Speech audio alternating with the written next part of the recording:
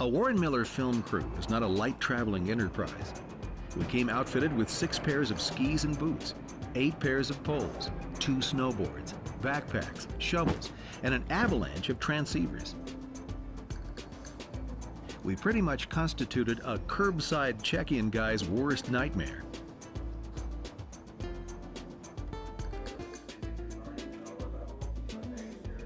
Chris Anthony is a veteran of many Warren Miller films. An extreme skiing champion, he writes and produces sports television shows. Olympic downhiller Bill Hudson helps manage a California ski resort. His talent on snow is inborn, as his mother also competed in the Winter Olympics. Justin Patnode spent 6 years on the Pro Mogul Tour and has skied for Warren Miller since 1994. John Recchio is the snowboarder on our crew. He spends his days in the backcountry around his Jackson, Wyoming home.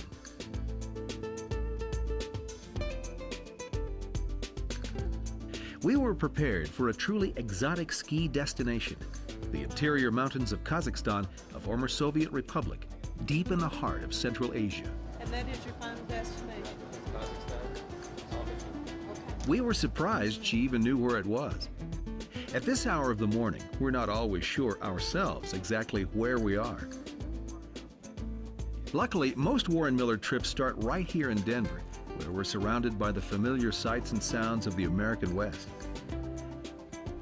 After as many filming trips as we make in a year, by this time we know the routine. Like the collection of pins, screws, and plates earned by Bill Hudson during a career of World Cup downhill crashes. Setting off every alarm in the airport security system, Hudson often requires a more hands-on approach. Arrive 90 minutes before any international departure, they always tell you.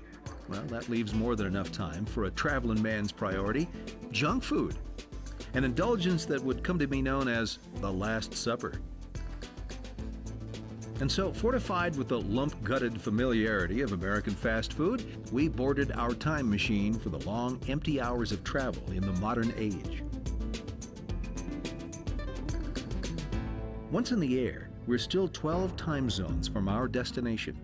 Twice the size of Alaska and bordering so many former enemies, Kazakhstan is both buffer zone and crossroads. It's also really, really far away from anywhere we knew. What would we find in this former Soviet satellite? The images of the Soviet Empire are so familiar to us. It's hard to imagine anything other than the onion domes of St. Basil's, the high-stepping change of the guard at Lenin's tomb, and the May Day parades in Red Square.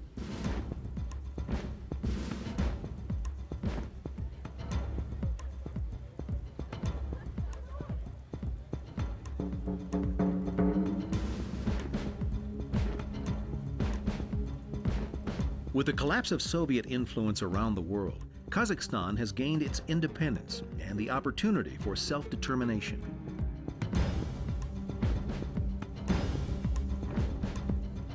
Our 22-hour flight gave us plenty of time to imagine what we were getting ourselves into and to rest up for the new world that awaited us.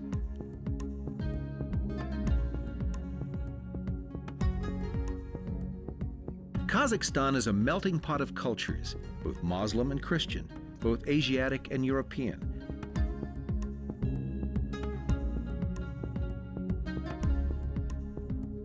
What remains remarkable, then, is that perhaps the most diverse population of all former Soviet bloc countries manages to keep the peace among its varied races, cultures, and religions. History suggests that the only reason the Soviets ever entered the Tian Shan was to carry riches out of them, fuel, timber, treasures of every sort. Expeditions did enter the Tian Shan during the Soviet era, but each with a political motive.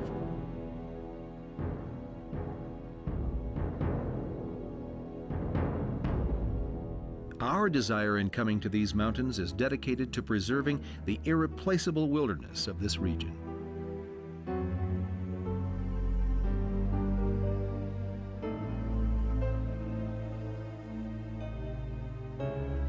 As our jetliner descends toward the city of Almaty, we continue to harbor a hope that drawing popular attention to the rugged beauty of Tian Shan might also serve to protect them.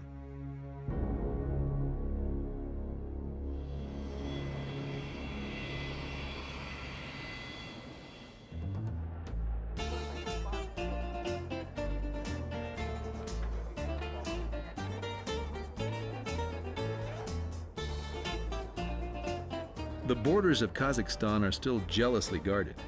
Though on the strength of our boyish charm and all-American good looks, we gained admission with surprisingly little resistance. So far from home, it's a relief to be greeted by a friendly face. Out of the cold emerges the warmth of Karligosh Makhtova, whose face showed the Asian ancestry of so many Kazakhs. She, for the next 10 days, would be our guide, friend, interpreter, and red tape cutter deluxe. After 40 hours in transit, the crew is exhausted and dazed, but very relieved to be, well, someplace. And someplace it is, a city of 1 million at the base of the Tian Shan Mountains.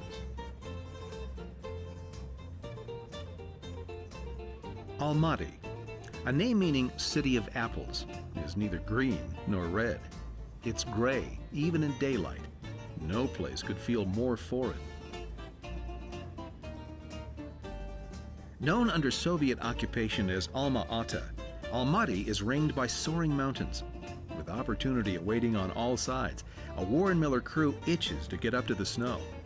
Unfortunately, our bag count revealed one thing that failed to arrive with us. That blue case? A blue case. The film. I loaded all the stuff into the truck and I never saw a blue bag. Nothing could be more crippling to cameraman Bill Heath than finding himself empty-handed in Kazakhstan.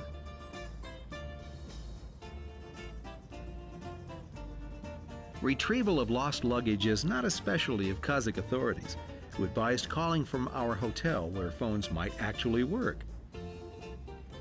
We were left to load what had arrived with us into a retired Army ambulance, once used to transport the mentally ill, a not unfitting way to enter the city of Almaty.